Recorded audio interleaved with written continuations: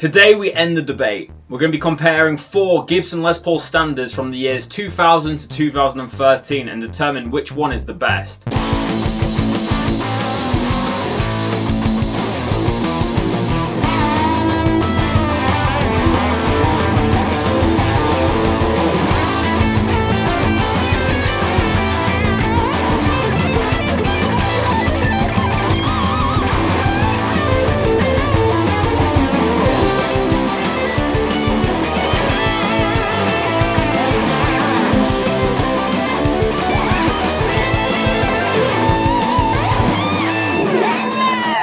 Hello guys, welcome back to Squealing Pig Guitars. My name is Keightley and I've been playing guitar for 10 years, 5 of those professionally. And today we're going to be comparing 4 Gibson Les Paul standards from the years 2000 to 2013. We often get the question in the shop, which year is the best for the Gibson Les Paul standard?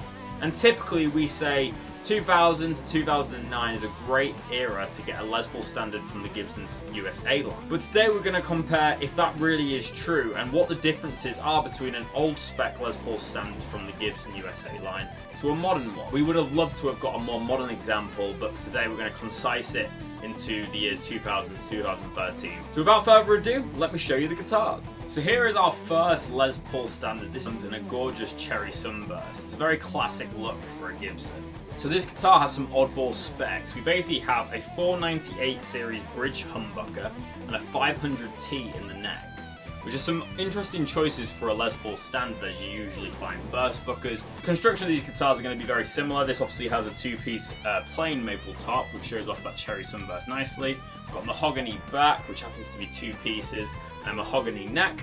This particular profile I would say is like a medium C, kind of going more on that 60s profile. This is a very heavy example, way heavier than modern Les Pauls. This goes in at 9 pounds and 7 ounces. For a guitar that's 24 years old, it doesn't have a lot of wear marks on it at all. So that's really nice if you want a clean example. We have the Kidney Beam Grover tuners, which again is a nice added bonus. And for this guitar we obviously have a stop tailpiece, but we have a Nashville studded bridge, which will be consistent with most of the guitars today. And we have speed knobs, again quite an interesting choice for a Les Paul standard.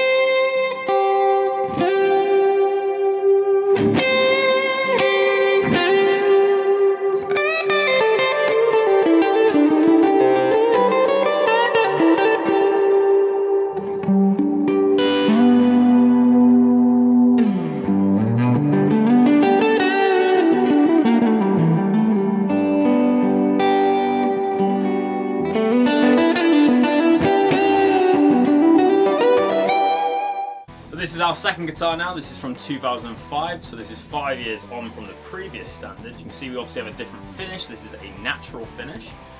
We've got a bit more of a figured maple top on this. In the certain light, it has a little bit of quilt alongside the obvious flame, which is really nice.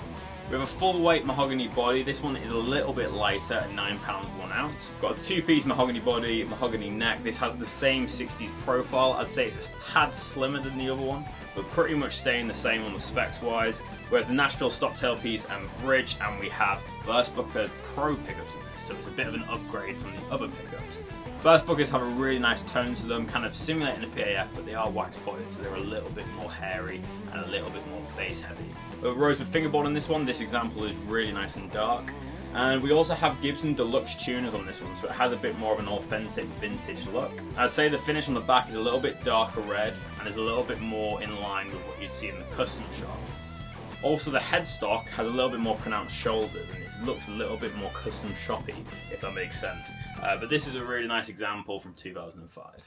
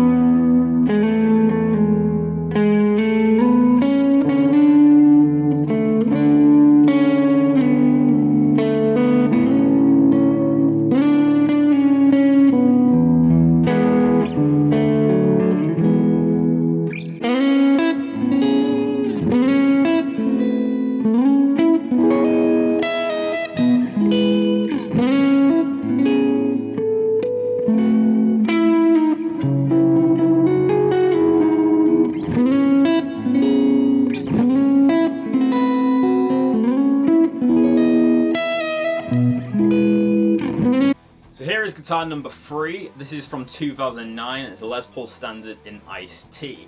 And straight off the bat, this guitar weighs nothing. It's a lot lighter than the other ones. It's a whole £1.5 pounds lighter because we have a chambered mahogany body on this one, which is obviously a very modern spec.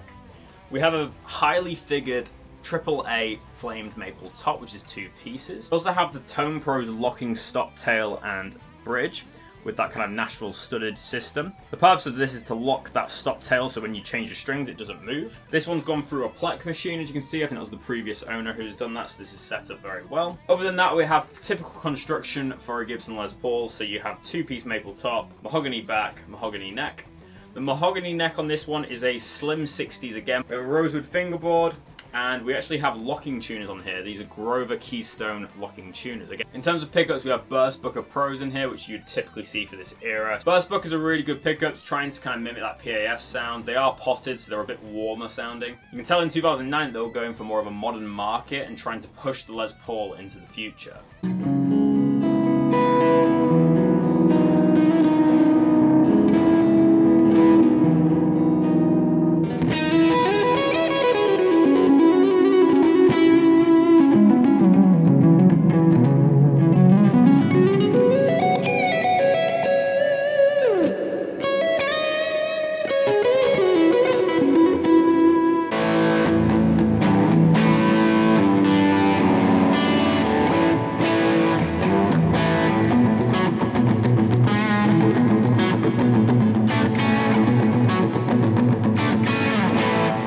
So this is the 2013 and our 4th guitar today.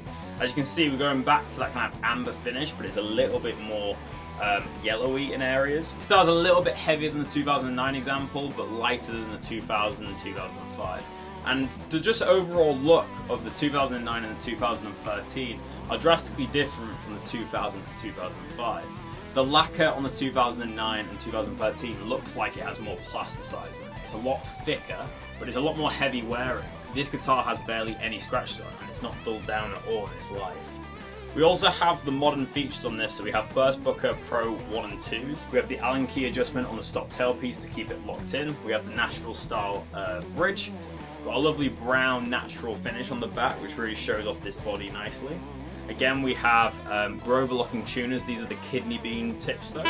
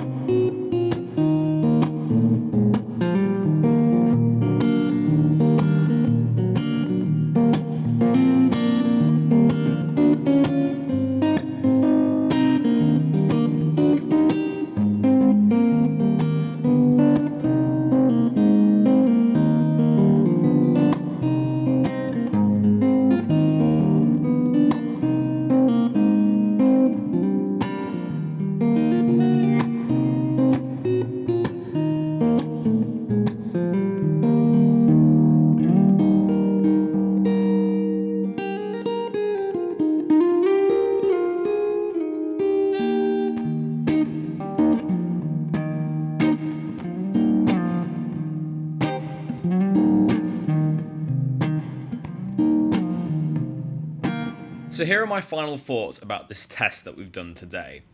I found a trend with these guitars. I preferred the earlier models, so I preferred the 2000 Cherry Sunburst and the 2005 Natural guitar over the 2009 and 2013. There's a couple of reasons why I say this. The first is that I feel like the 2000 and 2005 are more reissue-like. They have more traditionalist specs and are more in line with what I expect from a Les Paul. Also, I found that the 2005 in particular had a really good resonance, which is very similar to an R9 that you'd pick up from the custom shop. This is not to say that the 2009 and 2013 are bad instruments, but personally, I don't think it represents what the Les Paul standard should be. The Les Paul standard should be a straight-ahead Les Paul reissue of a 50s or 60s design, like the Les Paul was intended to. I think the more advanced specs and modern specs should be saved for the HP models or a modern Les Paul design. So if you're looking to buy a Les Paul standard, I would recommend shopping between the years 2000 to 2008, as I think that is the best era for the Les Paul standard.